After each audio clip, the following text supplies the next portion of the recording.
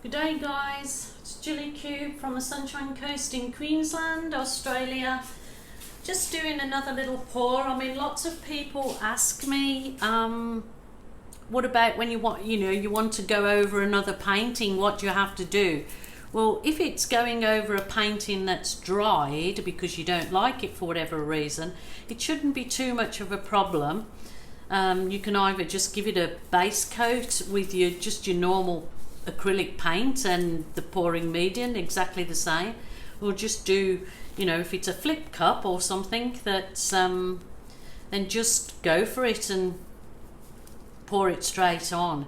So I often get asked that. So this painting I'm going to go over, and I'm gonna this is just pre-made up. I'm using the Montmartre Studio acrylics.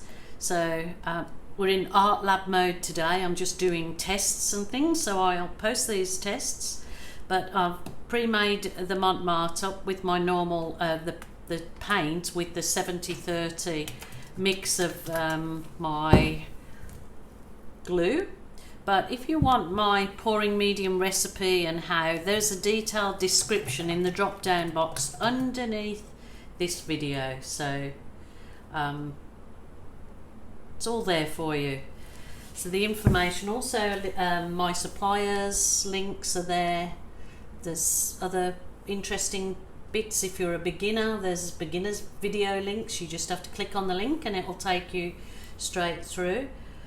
So okay, my thing today that I'm testing is doing a little flip cup, and then actually I'm going to just drag the string through that is being dipped in milk paint.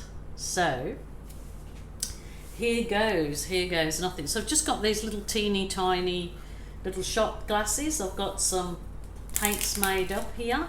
So they're all the Montmartre Studio acrylics. I'm going to start off with the lovely dark purple. That's a little bit thicker than some. And then I'm going to go, the colour that I made up myself was with the deep red, the dark red, and then I add blue to it. So I'm just going all these purpley lilac-y shades. So that's the light purple.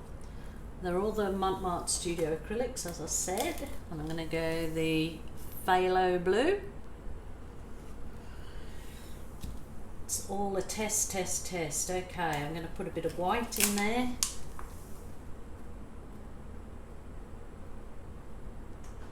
Coat it with. Okay, I'm going to just give it a little flip cup.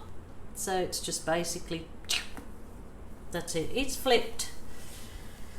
So very simple technique on a small canvas, and yes, it's just a test for me.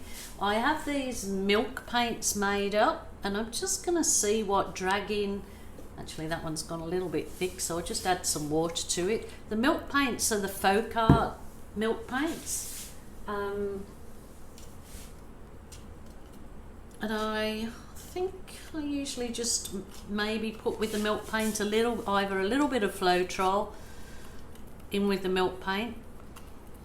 Don't ask me what a milk paint is. Obviously made out of milk of some description, I'm not sure, but I just buy the Folk Art milk paint. I get it from my online supplier here in Australia.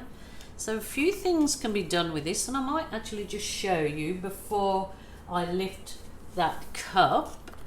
It gives me really nice effects if you want to just jazz something up. So this is just one of those little hair brushes with the little thing in the back. It's just a hairbrush that you can get from a chemist or well, I suppose anywhere. Just pop it into the paint, dip it once, and it gives these great little effects like this on your work. So if you fancy doing something a little bit different, you can obviously do a whole painting like this. It kind of looks very similar to what Aboriginal art looks like. It does to me anyway. So that's just another little thing for you. I thought I'd let you see. And what I might do is just pour a bit more of the white around this before I let this cup go. So here goes nothing. There is, in the paints that I mixed up, I put 2 drops of the Helmar Silicon. So I'll do the lip, that's the, Karen Dernish, I think her name.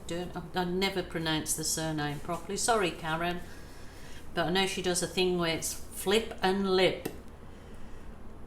Okay, I'm going to give that a little bit of my heat wand. The heat wand disperses any bubbles, but it also helps bring up your cells. And I did a test on this too. The video is up there. I tested one side of the artwork with the butane torch and one side with the heat wand, and they look very similar, but I prefer the heat wand hands down now because it's less dangerous. You don't have to keep filling gas cylinders up. So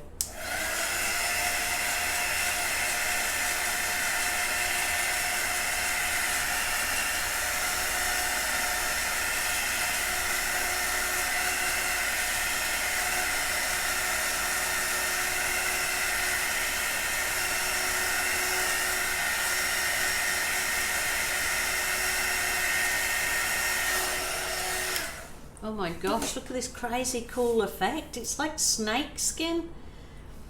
I mean, I just did that little dip in the milk paint to show you just of that effect, but I didn't actually think it'd look so cool. So there you go. It's just never know what's going to happen when you're having a day when you're just testing things out. So that's why I like to keep the camera rolling, because it just shows you guys the possibilities that's there. So these cells are sort of coming like really nice chunky cells. Now I'm basically wiping off all of those milk paint embellishments, but that's okay. As I said, it was just showing you the possibilities. I might try and leave them on the very edge down there. No, it's going to go over. Never mind. It kind of brings a real, when it's pushing it out, it really looks like crocodile skin. But that is just a simple little flip cup. Let's give some really chunky cells in that one, because I was going to pull through with the string, but I'm not sure if I should now. Maybe I'll still try it. I will still try.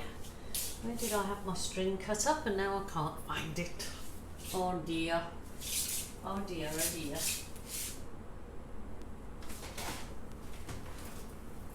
Okay. Can't find me a bit of string. I'm going to try the beads. I might mess this up. I'm trying with this sort of yellow. It's probably not. Maybe I shouldn't. Maybe I should try the red. I might dip them in the red. No, the red is not playing very nicely actually. It's gone a bit thicker than some. I'm dipping my beads in the milk paint. Never done this before with the milk paint, so it's just a test, just showing you. So you're coming on this art lab experiment with me. It might completely wreck that nice little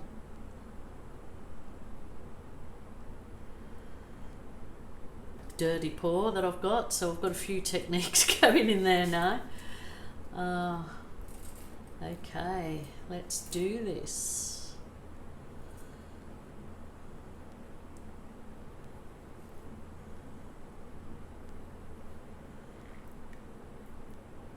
Woo woo. Okay. Nothing really spectacular about that. Let's give it a balloon. Oh yeah, baby. Look at that. The balloon always brings up, it never fails to disappoint me, because it just brings something exciting to every single pour if you balloon it like I'm not saying balloon every single pore. I mean, probably would if I had the choice. Well, I have got the choice, but I try to not, you know, to do some different things. But there you go. What I've found there is milk paint don't actually play not that nice with that, I don't believe.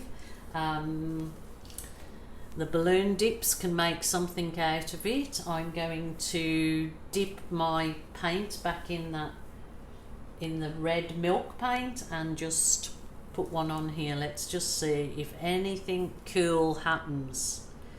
What this would do over the top of a flip cup will make it look 3D, because those milk paints seem to have a depth to them.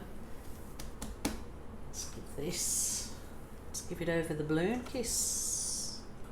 Now I'm really going crazy here today. That's got a bit of everything. So okay, you've seen a flip cup pour, you've seen a embellishment with milk paint in the string, and now you're seeing the milk paint have the comb over it. Well, that looks weirdly cool. Okay, on to the next experiment. Let me know what you think, guys. Please be kind. It's experiment day and they are shorter videos, so as I can take you on this journey of experiments with me and see if you can give me some pointers what you think may work or may not. Thanks so much for joining me, and if you haven't subscribed, please do so. It's free. And watch the end of this and I will post some pictures of when this is dried off and see what we get out of it. It's quite attractive actually. It's weirdly different, and you know, you can strive for something that's a little bit different than the norm, and I think I've done it. Okay, all right, bye for now, guys. Stay safe.